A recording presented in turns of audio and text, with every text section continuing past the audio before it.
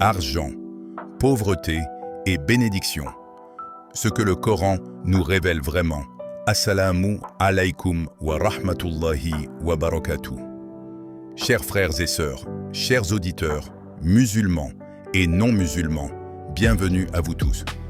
Aujourd'hui, nous ne parlons pas d'un simple sujet religieux.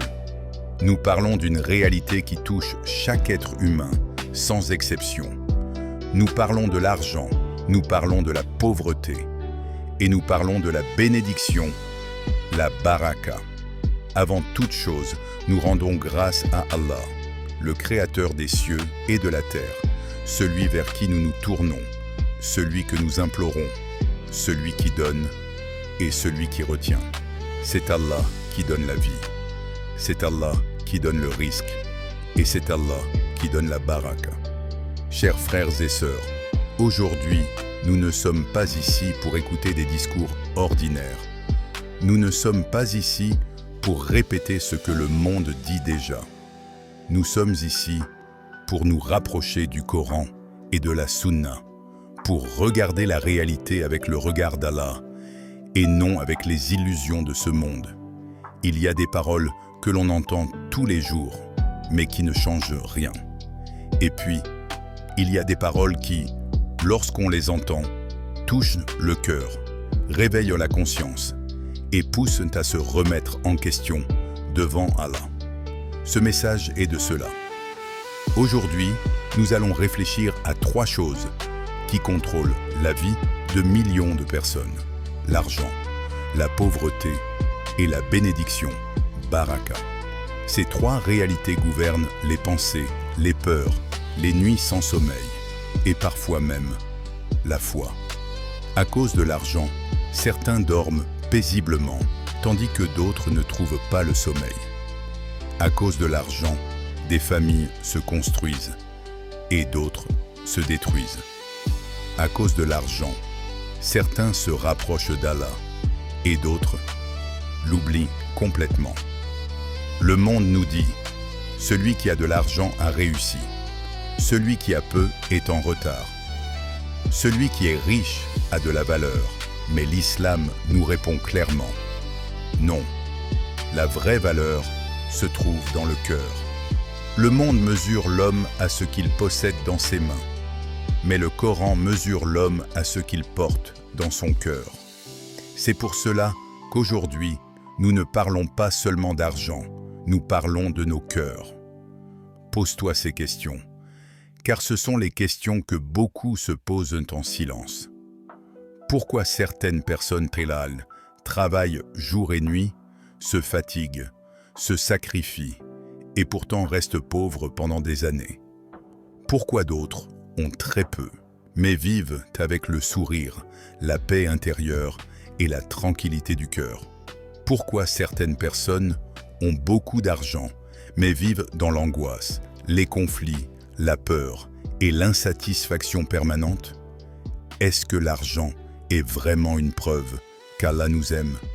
Est-ce que la pauvreté signifie qu'Allah nous a abandonnés? Et surtout, qu'est-ce que la vraie bénédiction? Beaucoup disent « J'ai beaucoup prié, mais je suis toujours pauvre ». D'autres disent « J'ai tout, mais je ne suis pas heureux ». Et certains vont même jusqu'à se demander, parfois en silence, parfois avec douleur, si Allah nous aimait vraiment, pourquoi ne nous donnerait-il pas plus? Ces pensées existent, elles sont réelles, elles traversent les cœurs, même les cœurs croyants, en Europe, en Asie, en Océanie, en Amérique, noirs, blancs, asiatiques, latinos. Ils ne partagent pas la même langue, ni la même culture, ni la même origine, mais ils partagent la même foi. Et cela est un miracle en soi. Unité dans la diversité. 2. Le Coran est le seul texte au monde resté intact depuis plus de 1400 ans. Aucun autre livre n'a connu une préservation pareille. Aucun mot n'a été ajouté. Aucune lettre n'a été retirée. Pas même un accent. Le Coran aujourd'hui est le même que celui que lisait le prophète Muhammad. il est mémorisé par des millions d'hommes, des millions de femmes, et même des enfants de 5 ou 6 ans, partout dans le monde. Choisir son mari, divorcer, hériter, être protégé, être respecté, être honoré.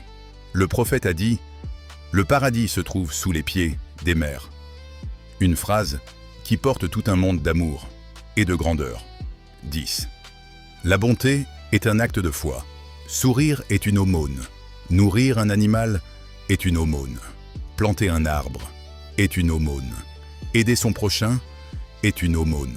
En islam, chaque geste de bien, même le plus petit, a une valeur immense auprès de Dieu. Conclusion. Voici l'islam. Une religion de paix. Une religion de lumière. Une religion qui parle à l'âme, qui apaise le cœur, qui éveille la conscience. Ces 10 vérités ne sont qu'une porte d'entrée, parce que l'islam est un océan de sagesse, de beauté et d'amour. Merci d'avoir écouté. Merci d'avoir ouvert votre cœur. Que la paix et la lumière vous accompagnent partout où vous êtes. Allah dit, si Allah accordait largement la subsistance à ses serviteurs, ils se rebelleraient sur terre. Ash-Shura 42, 27. Subhanallah.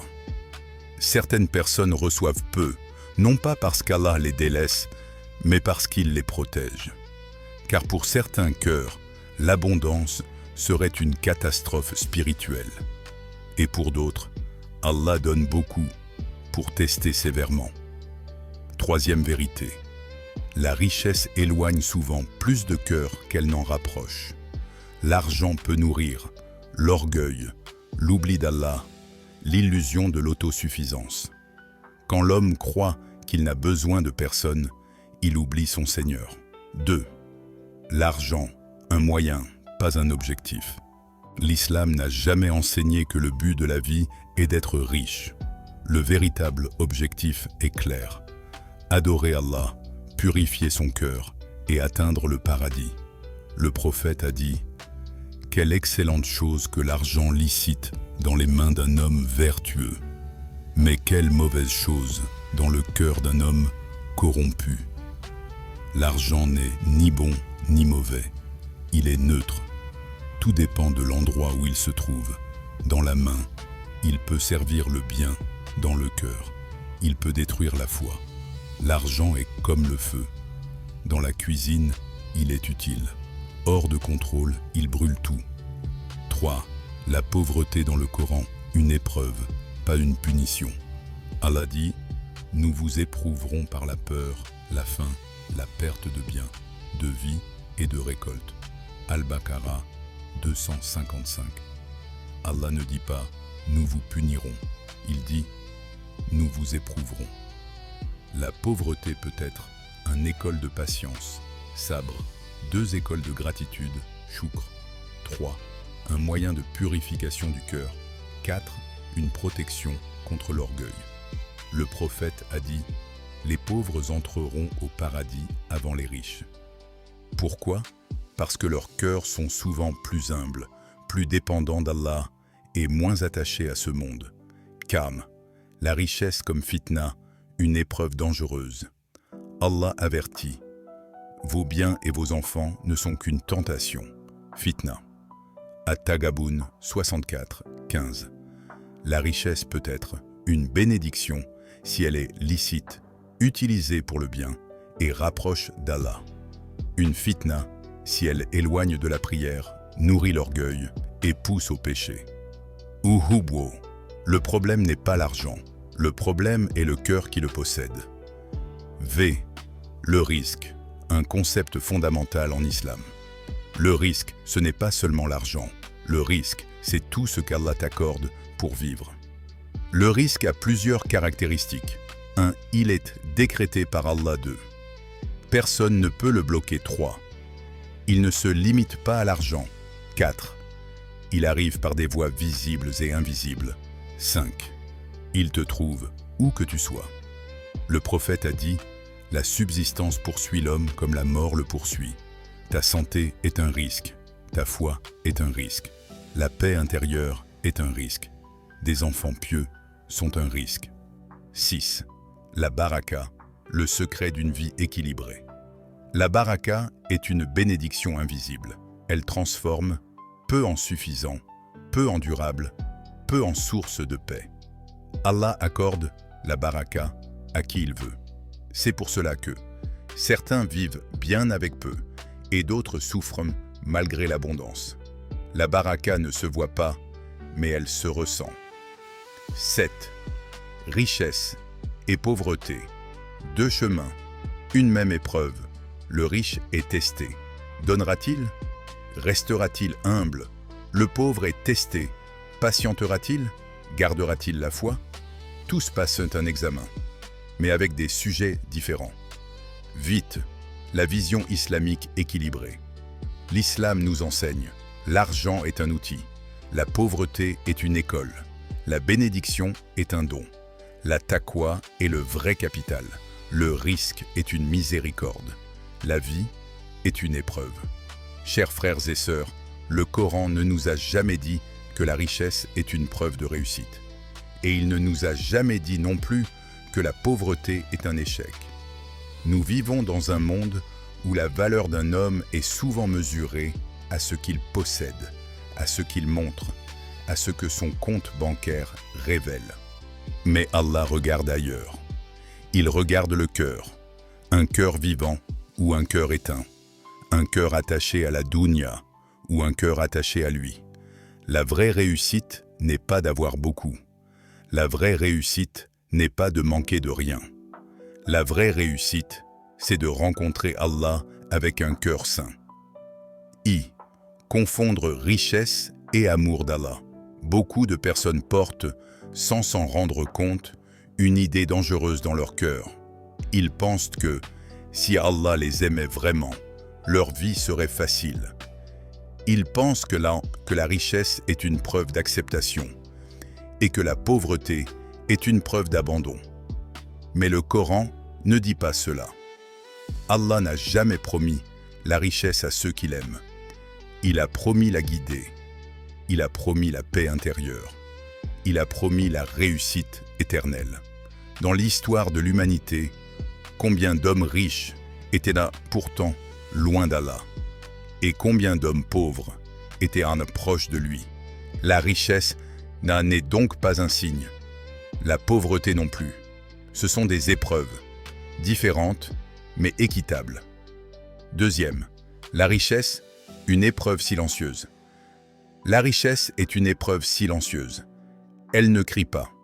Elle ne fait pas toujours mal, mais elle endort. Quand l'argent augmente, la dépendance à Allah peut diminuer. L'homme commence à croire qu'il contrôle sa vie, qu'il est en sécurité, qu'il n'a plus besoin de demander. Mais Allah nous avertit. Quand l'homme se croit autosuffisant, il devient injuste. Ce n'est pas l'argent qui est dangereux, c'est l'amour de l'argent. Si l'argent est dans ta main, il peut être une bénédiction. Mais s'il est dans ton cœur, il devient une prison. 3. La pauvreté, une épreuve noble. La pauvreté fait souffrir, elle fatigue, elle humilie parfois. Mais Allah ne l'a jamais présentée comme une honte.